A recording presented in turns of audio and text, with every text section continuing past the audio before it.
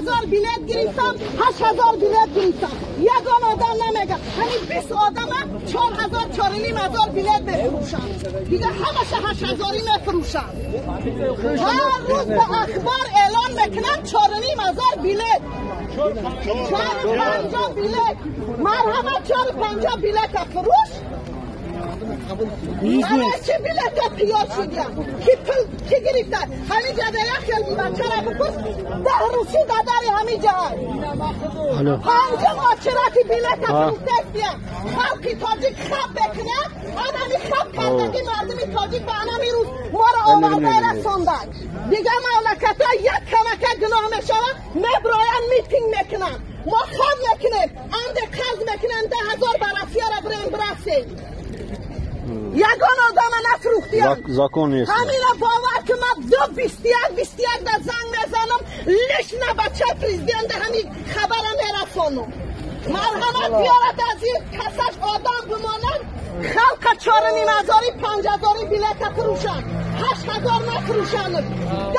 تا 13 تا 20 ماهی اپریل پایینی فروختگی 8000 سامانی فروختگی بیلیت. یگان آدم نیست که 4500 بیلیت گرفته باشه. خم میکنن بچه های بیچاره خم میکنن انده برسی را برسه انده خب کنن گرد نزنن که نبرن محکم و نکنن.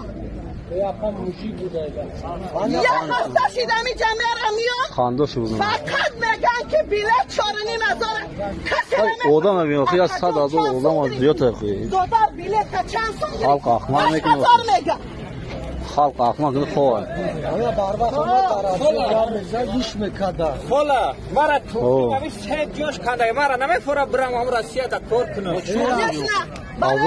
آزار آدم آید فقط کلونتر ها پلا میخورن. چه بیلیت 4500 کسی بیلیت نگیره بیلیت 8000 گرفتن. یوتر فروختگی 8000 نه دون نه 8000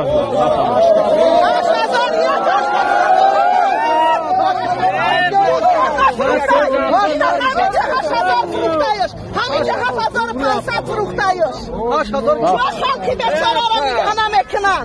برای چی خلقی بیچاره را نمیگن که بس 4500 بیلیت نبگی؟ همه مردم همینجا بانکا قرض گرفتیم بیلیت پل گرفته رفته استیم. آیا باربا خواهد یگان آدم نیست خدمت حاضیت گاو تفروختیت تو دشتی خانه تفروختی آمدی که 5000 بیلیت بگیره.